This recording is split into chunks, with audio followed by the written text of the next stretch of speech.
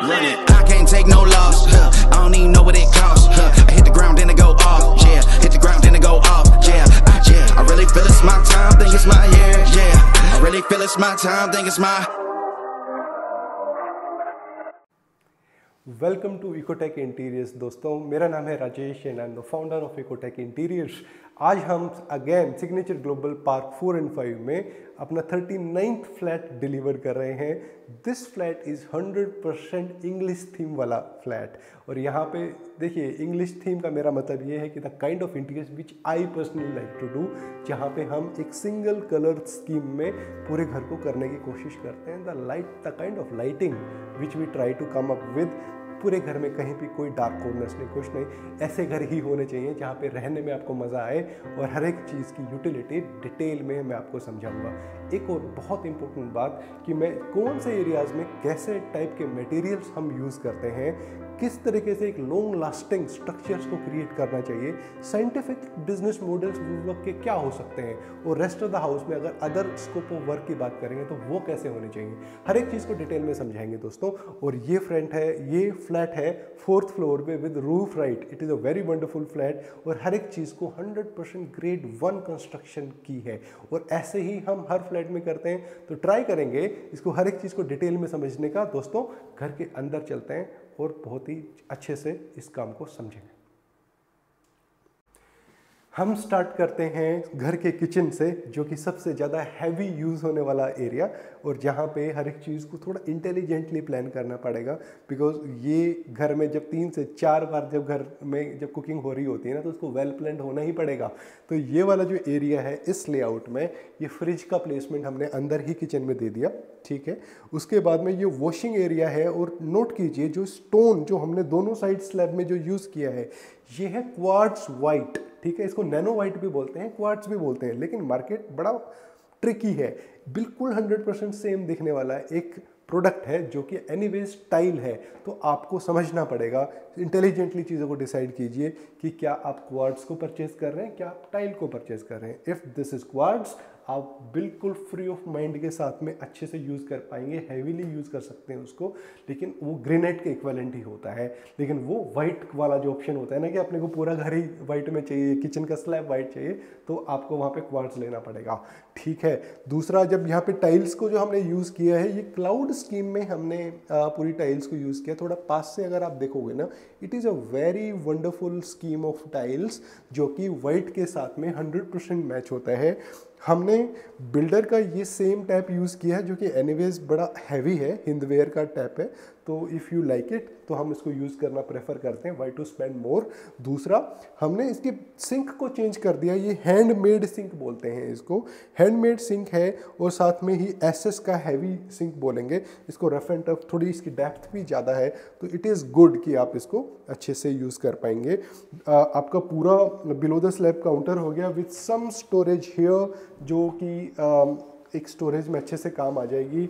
Above the counter जीटीपीटी unit इस तरीके से हम प्लेस करते हैं, जो कि वेट आपके जो यूटेंसिल्स हैं वहाँ पे आपको अच्छे से काम आ जाएगा।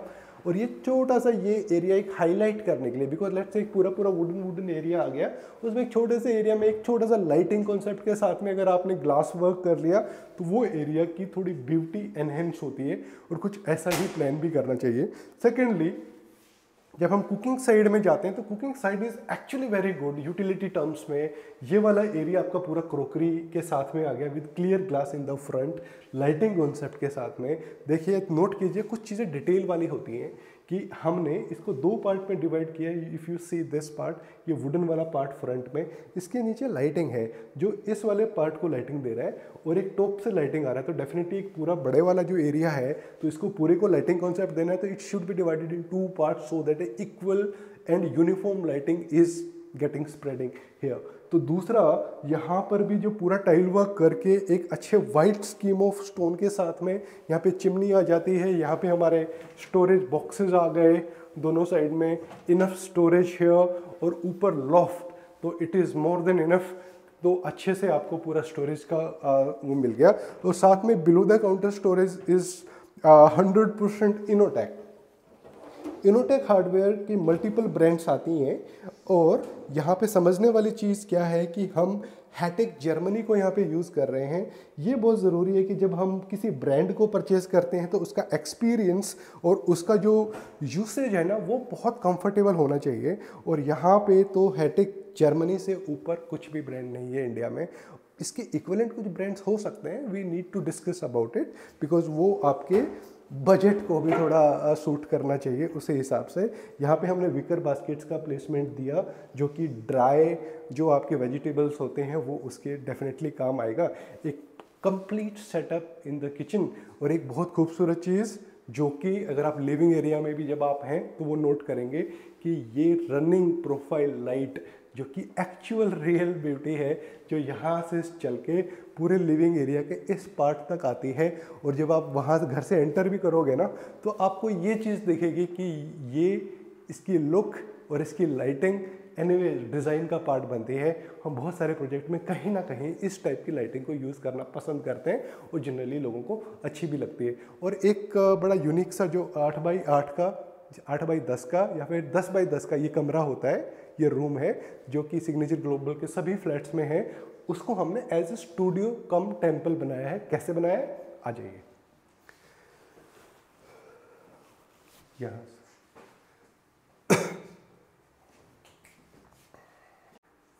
जो असली ब्यूटी है ना इस रूम की वो है एक्चुअली में इसकी बालकनी। बालकनी का व्यू क्या ही शानदार है। आपकी अरावलीज का व्यू आ रहा है एज अ फॉरेस्ट वाला, एक जो होता है ना व्यू की भाई एज अ फॉरेस्ट वाली थीम इस घर में नेचुरली इस घर की आ रही है। ये सिर्फ लोकेशन की बात है और वो इस घर की यूएसपी भी हो सकती है। अगर आप छत पे खड़े हो और बारिश हो रही है और अरावली का व्यू है तो anyways you are going to enjoy your time on the roof also. तो यहाँ पे अरावली व्यू के साथ में ये रूम है और इसको हमने एज अ स्टडी तो नहीं, इसको एज ए स्टूडियो प्लान किया है। वी आर प्लानिंग कि अगर हम यहाँ पे 2 सिटिंग चेयर्स बनाएं तो as a studio, as a YouTube studio इसको यूज़ किया जाएगा।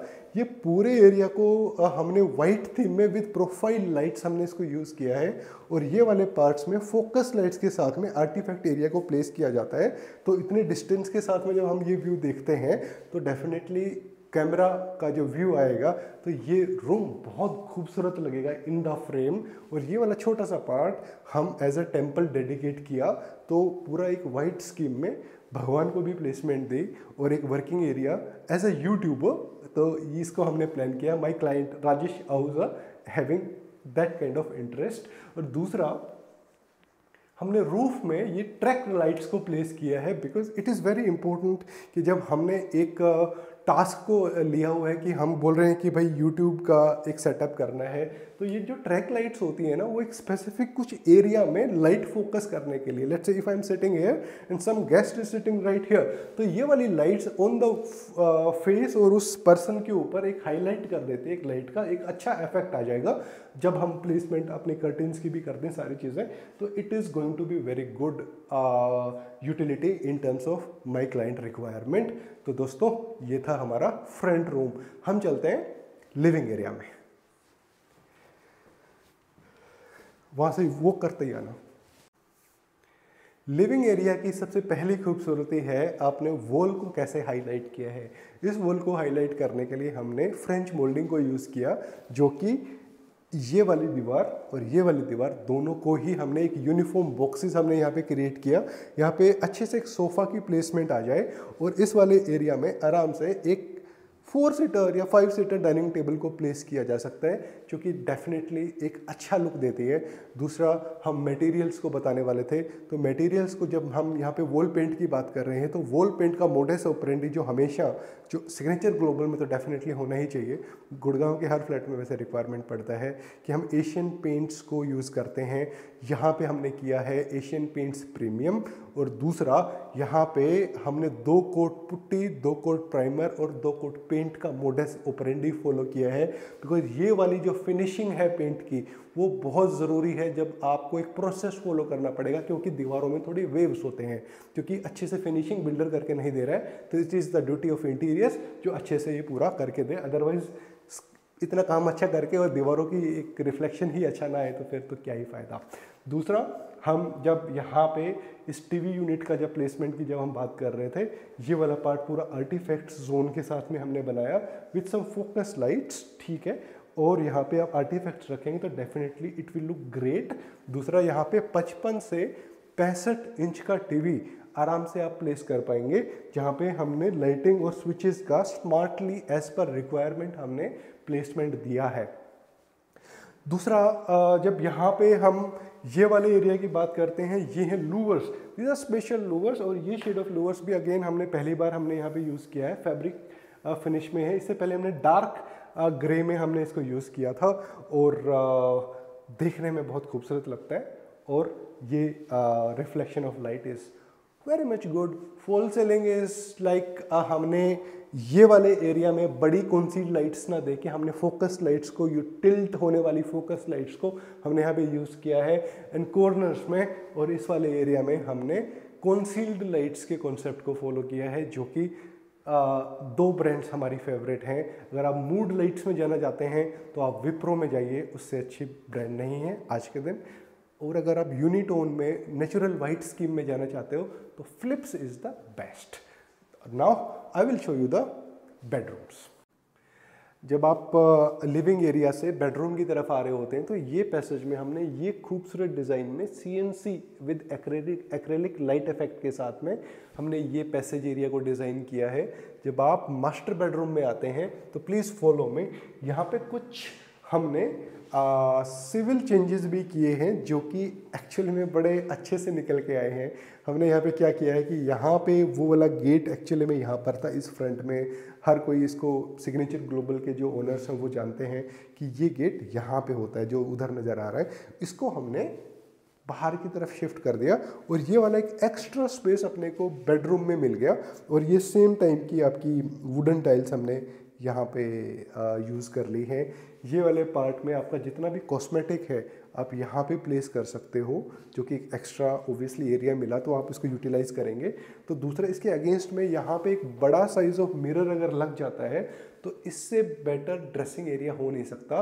और जो पेल्वेट हम बनाते हैं यहीं पे आपका AC लग जाएगा और AC की प्लेसमेंट आ गई। और यहीं पे एक पर्दा कर्टेन सिस्टम डबल ट्रैक के सिस्टम के साथ आप आराम से लगा सकते हो, जो कि देखने में बहुत खूबसूरत लगेगा। ये एरिया थोड़ा सेपरेट आउट भी हो जाता है, ड्रेसिंग का अलग से एरिया निकल जाता है, UPVC सेम यूज़ हो जाती है। और सामने की तरफ बाहर हमारे पास इनफ स्पेस अभी भी है जो आप अपनी वॉशिंग मशीन के प्लेसमेंट के लिए अच्छे से कर पाओगे। इंटीरियर्स में ये चीज़ें ही बहुत इंपॉर्टेंट है कि आप लॉजिकली किन एरियाज़ को कैसे ज़्यादा अच्छे से यूज़ कर सकते हो। हमने फ्रेंच मोल्डिंग दीवार के बेड साइड के बैक में यूज़ करी। ये टाइप की वार्डरोब हमने यहाँ पे प्लेस करी with this kind of laminate here. बहुत ज़्यादा डार्क स्कीम नहीं है, आपके रेस्ट ऑफ द हाउस के साथ परफेक्टली मैच करती है। और अगर हम इस वार्डरोब के इनसाइड की बात करते हैं, हैंगिंग क्लोथ्स का पूरा प्रोविज़न यहाँ पे दिया। ऐसे ही सेकंड साइड में अगर हम यहाँ पे जाते हैं तो इस साइड में हमने पूरा फोल्डिंग क्लोथ्स का पूरा प्रोविज़न यहाँ पे दे दिया है। और with this kind of premium आपका इनसाइड लैमिनेट, जो कि देखने में खूबसूरत भी लगती है और पूरी यूटिलिटी के साथ में हमने इसको प्लान किया है। साथ में ही हम हर फ्लैट में करते हैं ये प्लान, डर्टी क्लोथ्स का प्रोविज़न इस साइड में कर दिया। डर्टी क्लोथ, अगर आप ये वीडियो पहली बार देख रहे हो, हम वार्डरोब्स को साइड में डर्टी क्लोथ्स का प्रोविज़न देते हैं। व्हाई? बिकॉज गेट के पीछे डर्टी क्लोथ्स अच्छे नहीं लगते हैं, वो हर घर की प्रॉब्लम है जो पहले डिज़ाइन हो चुके हैं। तो हम डर्टी क्लोथ्स का प्रोविज़न यहीं पे दे रहे हैं, जो कि एक वार्डरोब का हिस्सा भी होता है, ओड भी नहीं दिखता है, and it's a good utility. दूसरा, एक वॉशरूम इसी पार्ट में दिखा देता हूँ मैं आपको, मास्टर बेडरूम का। ये वाला सेटअप बड़ा स्पेशल है, थोड़ा यूनिक है। ये वाला पार्ट में तो पूरा हमने ग्लास के साथ में ये अपर वैनिटी आ गया विद दिस स्टोरेज हियर, ठीक है। जब मैं कल शाम को मेरे को एक वीडियो भेजा गया था, मैं इसको देख रहा, मुझे लगा कि विंडो वाली फीलिंग दे रहा है। हमने एक एक्सटेंडेड वैनिटी बनाई है जिसके पीछे गीज़र का ये वाला पॉइंट्स को हमने हाइड कर दिया और यहाँ पे वर्टिकल हॉरिजॉन्टल वाला गीज़र यहाँ पे हैंग हो जाएगा। तो आराम से उसकी भी प्लेसमेंट हो गई, पाइप्स यहाँ से निकल जाएंगे और ये वाली चीज़ जो बड़ी बुरी सी दिखती है ना, वो हाइड हो गई और एक एक्स्ट्रा स्टोरेज विद लाइटिंग अपने को मिल गई है, जो कि देखने में बहुत खूबसूरत लग रहा है फ्लूटेड ग्लास के साथ में। और वो वाली थॉट होती है कि भाई सामान इतना सारा होता है, कहाँ पे रखेंगे, इसके पीछे भी स्टोरेज है और इसके पीछे भी स्टोरेज विद फ्लूटेड ग्लास। कुछ दिख रहा है, कुछ नहीं दिख रहा है फ्लूटेड की वजह से, यही ब्यूटी है। दूसरा, कोहलर का हमने ये वाला बेसिन यूज़ किया, नैनो क्वार्ट्ज को हमने बेस दे दिया और यहाँ पर भी हमने स्टोरेज दे दी, तो इट इज़ वंडरफुल, जहाँ पे हर एक चीज़ की प्लेसमेंट आ गई। This is more than enough for this kind of washroom. हम चलते हैं सेकेंड बेडरूम में। सेकेंड बेडरूम में हमने मेन यूटिलिटीज़ को ध्यान रखते हुए कुछ ये वाली जो चीज़ आप देख रहे हैं, ये पूरा पेल्वेट एंड टू एंड बनाया है हमने, बिकॉज ये छोटा सा विंडो तो है ही है और ये वाले पार्ट को भी हमने पेल्वेट में कवर कर लिया है। तो जब हम कर्टेन यहाँ पे लगाएंगे ना, तो एंड टू एंड कर्टेन पूरी दीवार पे नज़र आएगा, जो देखने में अच्छा लगेगा। फुट लाइट्स का प्रोविज़न हमने इस वाले एरिया में दे दिया है और एक अच्छी वार्डरोब जो कि इंग्लिश थीम के साथ 100% मैच करता है। अगर इसका रिफ्लेक्शन अगर आपको वीडियो में आ रहा है तो that is well and good. ये वाली चीज़ थोड़ी फ्लूटेड लेमिनेट है, प्रिंटेड में फील नहीं होगी, हाई ग्लोस है और इसकी मेंटेनेंस ज़ीरो है अगर आप देखेंगे। दूसरा, जो हमने सेकंड बेडरूम में प्रोविज़न का जो बताया था, हैंगिंग क्लोथ्स इस साइड में, आपके फोल्डिंग क्लोथ्स का प्रोविज़न इधर, डर्टी क्लोथ्स का प्रोविज़न यहाँ पे, ऊपर loft. This is the perfect setup of this kind of wardrobe. साथ में कुछ चीज़ें छोटी छोटी होती हैं कि यहाँ पे हमने फ्रेंच मोल्डिंग दे दी, बेड का बैक साइड आ गया है यहाँ पे। एक अलग से इलेक्ट्रिक पॉइंट हमने यहाँ पे अभी छोड़ा है बिकॉज क्लाइंट अभी शिफ्ट नहीं किए, तो यहाँ पे हैंगिंग लाइट का भी प्रोविज़न आ जाएगा जो बेड के इस साइड में आ रही है और एग्जैक्टली इसके सामने एक लैंप का भी प्रोविज़न हमने दे दिया है, जो कि एनीवेज बहुत खूबसूरत लगेगा। Because in the end of the day you need to foresee few things कि इस घर का फाइनल लुक कैसे और ज़्यादा खूबसूरत आता है, तो उन चीज़ों को पहले ही प्लान करना पड़ेगा। बाद में कोर कटिंग करके नए पॉइंट्स नहीं क्रिएट हो सकते। कुछ मटेरियल की अलग से नॉलेज देता हूँ, आ जाइए।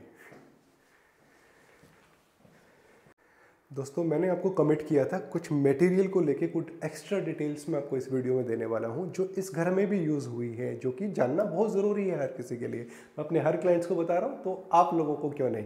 तो देखिए क्या होता है कि जब मटेरियल को जब हम डिसाइड कर रहे होते हैं ना, तो एज पर एरिया चीज़ों को समझना पड़ेगा, कौन सा मटेरियल कहाँ पे किस लिए यूज़ करना है। फॉर एग्जांपल, जब हम किचन के बिलो स्लैब की बात करते हैं, बात करते करते फॉलो करो मुझे। तो यहाँ पे जब हम किचन के बिलो स्लैब की जब हम बात कर रहे हैं, तो यहाँ पे किचन का बिलो स्लैब दोनों साइड में ये वेट एरिया में काउंट होता है। तो वेट एरियाज़ को 100% HDHMR में ही बनाना चाहिए। HDHMR is what?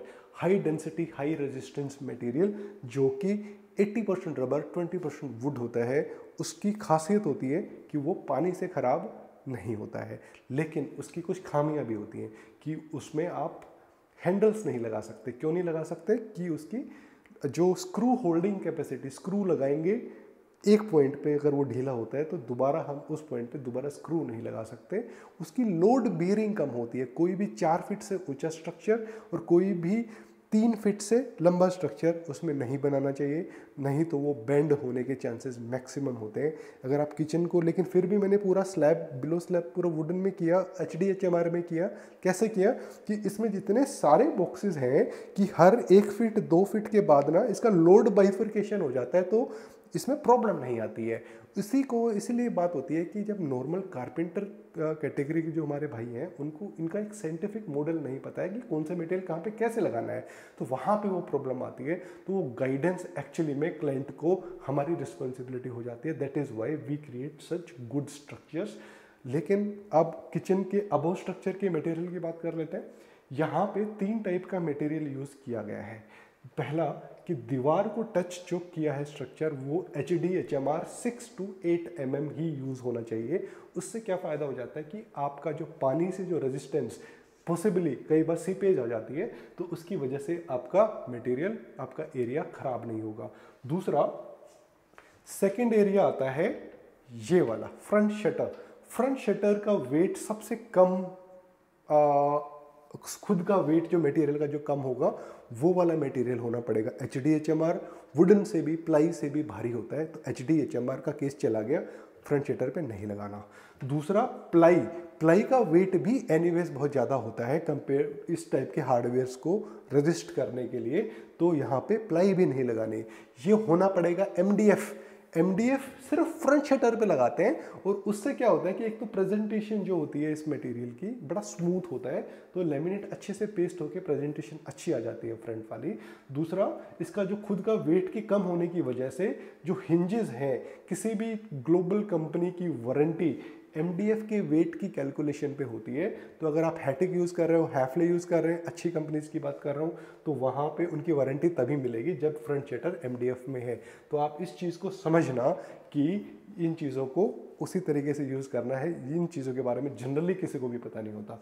दूसरा, जो मेन कारकस, मेन बॉडी होती है ना, जैसे जो स्लैब्स हो गए या फिर साइड वाला ये वाला जो पार्ट हो गया, ये हमेशा 11 कोर BWR क्लास प्लाई में हम बनाते हैं। उसका रीज़न है कि जो 11 कोर BWR क्लास जो प्लाई होती है, वो उसका करेक्टर क्या है कि उसमें हम कितना भी भार रखेंगे, इस स्लैब के ऊपर कितना भी भार रखेंगे, ये मुड़ेगी नहीं। इसकी लोड बेयरिंग कैपेसिटी बहुत ज़्यादा है। दूसरा, जितना भी वेट आएगा साइड वाले पार्ट में भी कभी मोल्ड नहीं होगी वेट की वजह से, इसका करेक्टर ही ये है। तो एक ही एरिया में 3 टाइप का मटेरियल हमने यूज़ किया। लेमिनेट्स को तो डेफिनेटली एज पर रिक्वायरमेंट हमको चेंज करना ही होता है। कहीं पे कोई स्कीम फॉलो करते हैं, कहीं पे पूरा ही घर इंग्लिश थीम में बना रहे होते हैं, तो yes, you need to trust our expertise of making the house.